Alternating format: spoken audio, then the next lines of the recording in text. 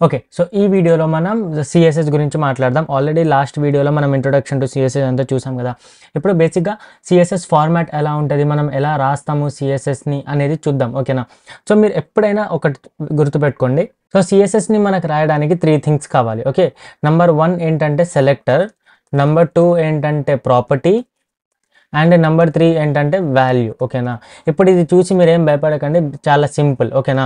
So, first నేనేమంటా అంటే ఇక్కడ ఒక సెలెక్టర్. ఇప్పుడు ఒక సెలెక్టర్ అంటే ఏంటి? సెలెక్టర్ అంటే మనకు ఎలిమెంట్ అన్నట్టు.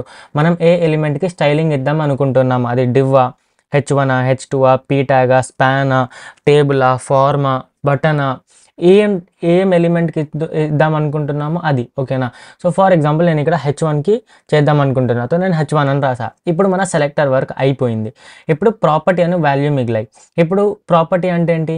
మనం ఏం చేంజ్ చేద్దాం అనుకుంటున్నాము అండ్ దేనితో చేంజ్ చేద్దాం అనుకుంటున్నాము. ఓకే.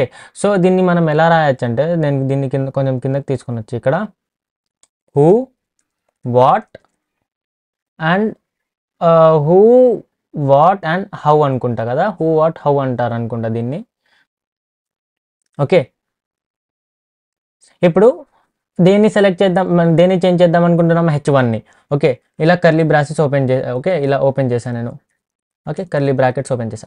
ఇప్పుడు ఇక్కడ నేను ప్రాపర్టీ అండ్ వాల్యూ రాస్తా. ఫర్ ఎగ్జాంపుల్ నేను దీన్ని కలర్‌ని చేంజ్ చేద్దాం అనుకుంటున్నా. ఓకే. సో, కలర్ అని ఇలా రాసి, ఇలా పెట్టేసి, కాలన్ పెట్టేసి, ఇప్పుడు దీన్ని వాల్యూ పెడతా నేను రెడ్ అని. ఓకే. అండ్ సెమీకోలన్ పెట్టేస్తా. అయిపోయింది. ఇంతే.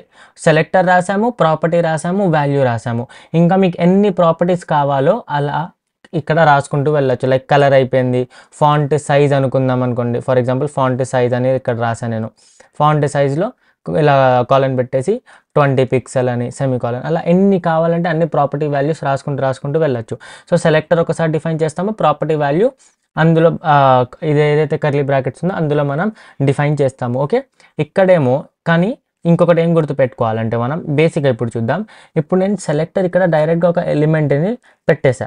ఓకే. కానీ మన దగ్గర డిఫరెంట్ వేస్ ఉన్నాయి పెట్టడానికి.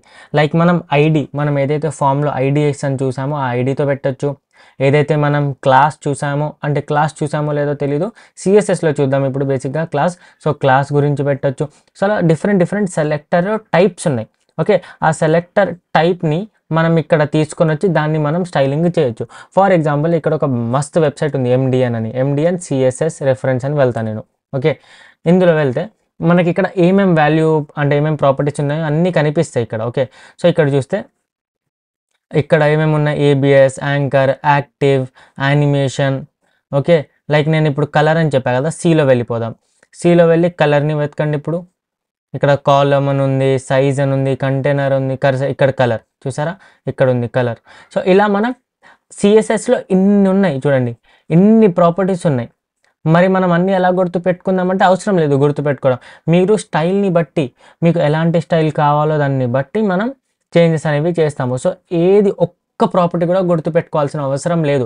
జస్ట్ మనం ప్రాజెక్ట్స్ చేస్తూ కొద్దీ మనకు ఏది ఎక్కడ ఎలా యూజ్ చేయాలనేది మనకే తెలిసిపోతది. ఓకేనా? సో, ఇలా మనం బేసిక్‌గా సీఎస్ఎస్ ఫార్మాట్ ఇలా ఉంటది. ఓకేనా? ఇలా. సో, ఇప్పుడు నెక్స్ట్ వీడియోలో మనం ఒక హెచ్టీఎంఎల్ ఫైల్‌కి ఒక సీఎస్ఎస్ ఫైల్ కనెక్ట్ చేసి సీఎస్ఎస్ ఎలా చేద్దామో చూద్దాం.